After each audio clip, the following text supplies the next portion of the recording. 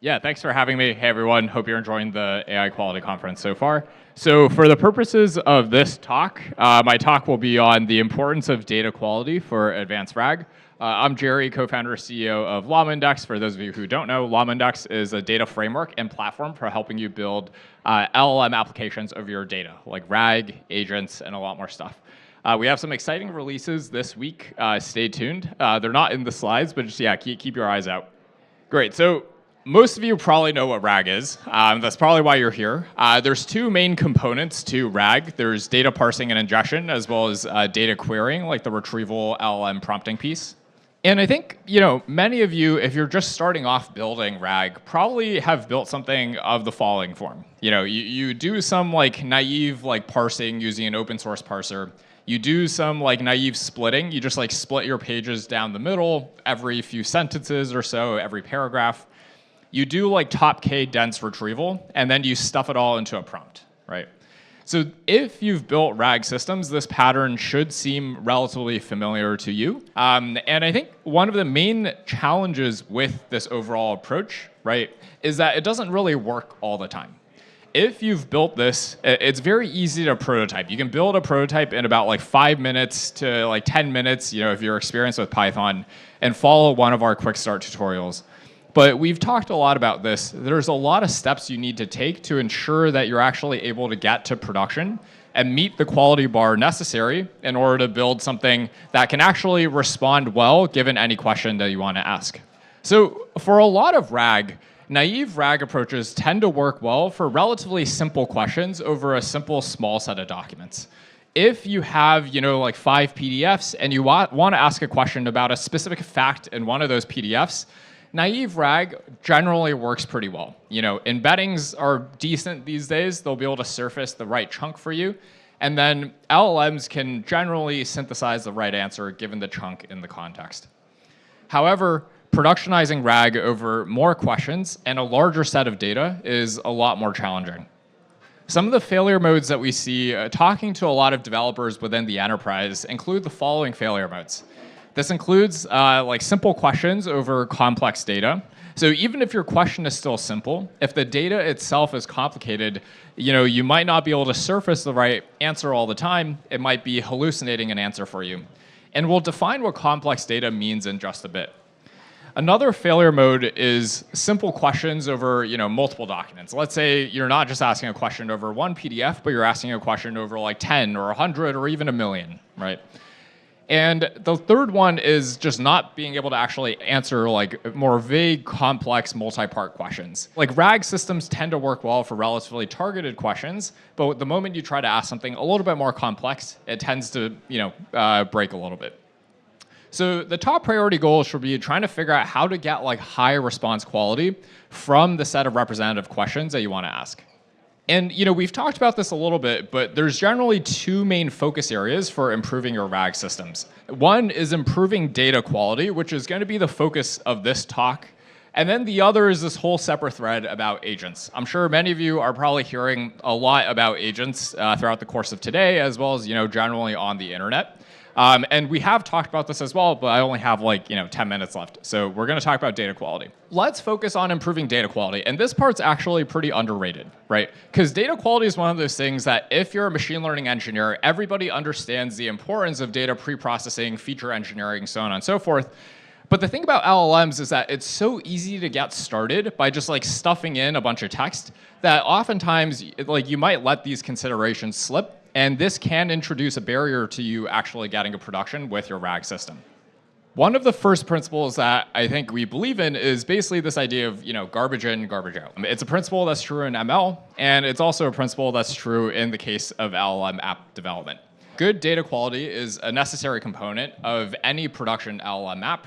And the thing is, if you don't have the right data processing layer, just very generically, you're not going to get clean data. And then if you don't have clean data, LLMs are going to have a hard time figuring out how to actually give you back good response quality, even for very powerful LLMs today.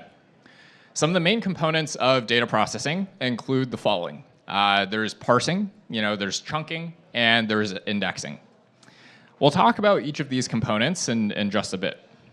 But first, one common use case we see over and over again within the enterprise is this idea of like a complex document. A lot of documents can be classified as complex. So basically, instead of just having a paragraph of text, it might have a lot of other elements in it. It might have like embedded tables.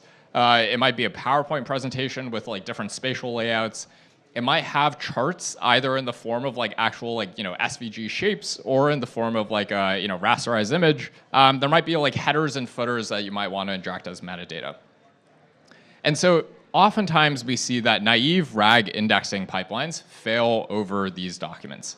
You're just not able to get back when you do the naive slicing and all this stuff. You get back a whole bunch of hallucinations when you ask a question over, for instance, like a table or a chart or an image. One of the main reasons this is the case is just bad parsing. If you have a bad PDF parser, you're going to have like a relatively underperforming RAG pipeline. So if you use like PyPDF, for instance, to parse this like table image right here, which is a table extracted from a financial report of a large bank, you notice that a lot of the text and numbers are extracted into this format. It tends to be relatively messy. All the numbers and text are blended together.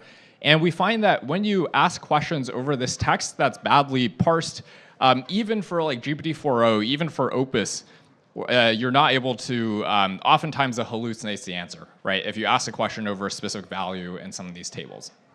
So one of the things that we built at Llama Index is Llama Parse, which is a special document parser designed to let you build RAG over complex docs. Of course, there's other players working on this problem as well, right? And I think all like the overall motivation of a lot of these projects is to really, take in unstructured data that can be very complex and somehow structure it in the right way so that LLMs can understand it. So some of the core capabilities of Llama Parse include being able to properly extract out and format tables and charts, input natural language parsing instructions, extract out images so you can build multimodal RAG, and also support a bunch of different document types that are common today. PDFs, PowerPoints, DocX files, HTML, and more. One of the, taking a step back, one of the core ideas is actually pretty interesting. Parsing itself can improve performance by quite a bit.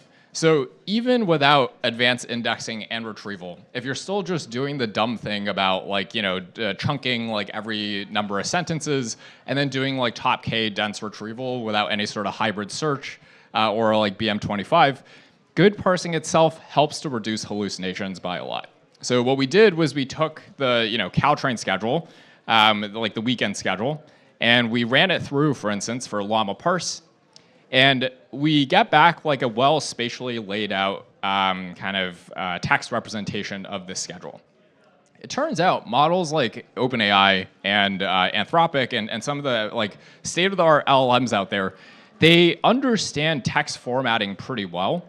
So when things are well spaced and well aligned, they can actually answer questions over this text a lot better than if that text was not formatted well. So this is just an example with PyPDF, and then this is an example with Llama Parse. If you ask a question by feeding in this formatted text, and over a specific train, you realize you get back the right times for this specific train using Llama Parse, this text representation right here, and you're not able to get back the right response if you use a naive parser that messes up the formatting of the table. What's interesting is that you can combine, advanced parsing, but also with advanced indexing and retrieval. And so this is basically talking about, steps towards a slightly more sophisticated pipeline than pure flat chunking and indexing. So what we talk about here is this overall idea of hierarchical indexing and retrieval to model heterogeneous, different types of data within a document, whether it's unstructured text, tabular, or multimodal.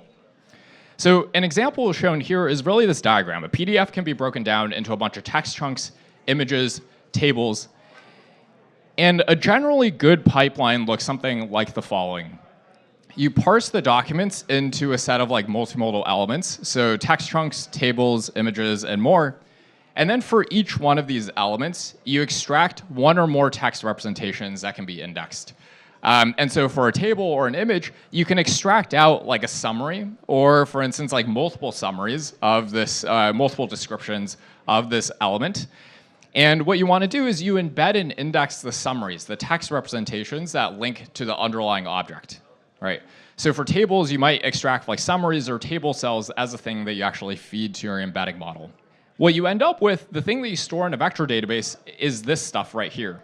But all this stuff links to the underlying entity. And during retrieval, you want to do some sort of like two-step retrieval approach. We call this like recursive retrieval because you basically just follow the links along the document graph and continue retrieving until you get all the context, but retrieve the indexed bits, like the summaries and the sentences, and then you fetch the source elements, whether it's the raw document text or the table or the image.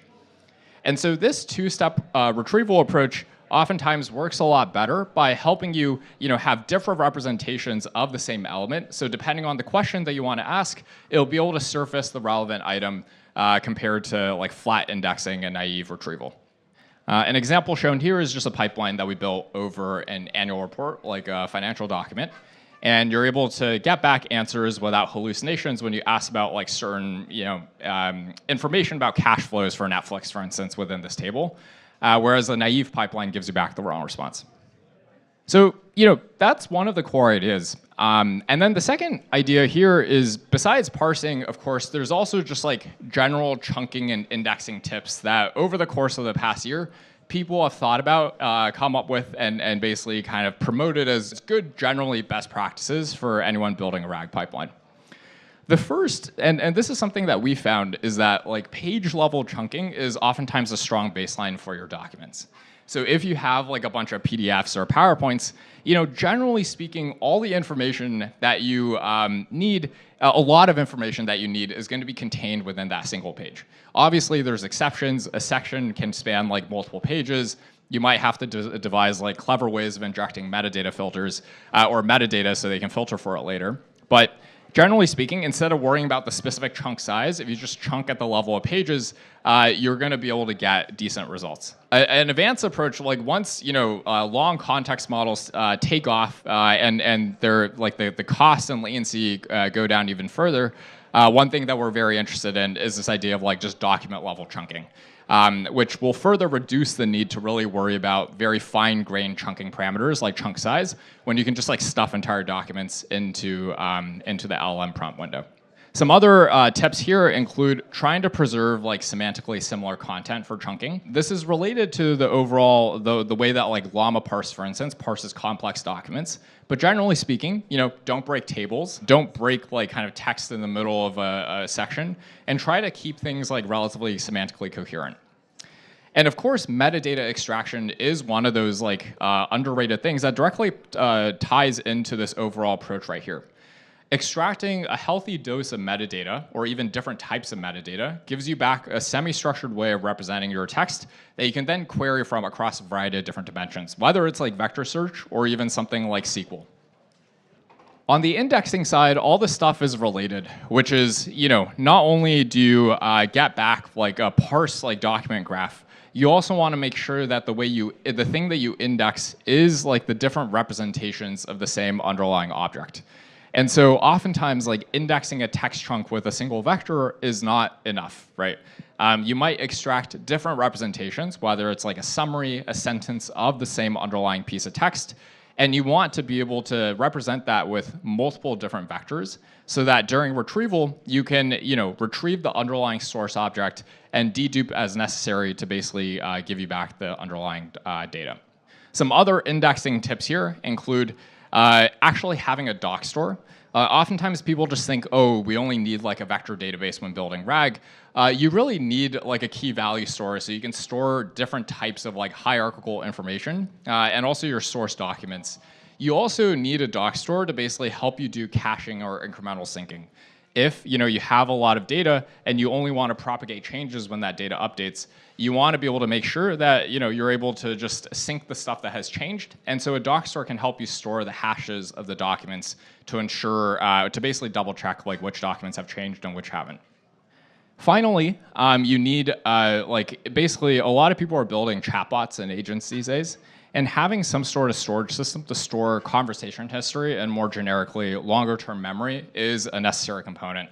And we're going to anticipate that this is going to become like an increasing thing. You're not only just going to want to retrieve, flat document chunks, but also return the conversation history in some sort of well-represented way, potentially with knowledge graphs.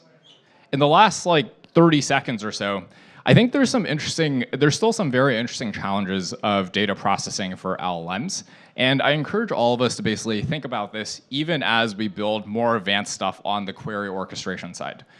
Data quality does matter quite a bit. Parsing, chunking, indexing, all impacts the capabilities of your end-to-end, QA interface knowledge assistant.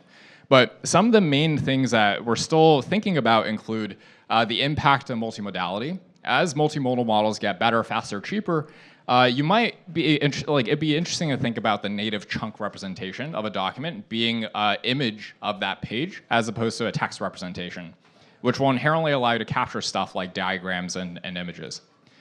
The impact of long context windows. Many people have wondered whether RAG is dead with long context LLMs, and generally speaking, we think that retrieval RAG will stay, especially over larger document corpuses. But we think that the minute chunking decisions of chunk size within a page will probably go away. The third interesting thing to think about is a lot of people are talking about vector databases, but what we generally need is probably a more unified storage system that can not only search by vectors, but a lot of different types of query interfaces, whether it's SQL, whether it's knowledge graphs, and unify unstructured, structured, multimodal data, especially as models become more multimodal themselves. So interesting things to think about. And again, we have some cool releases coming up this week, so stay tuned. Thank you.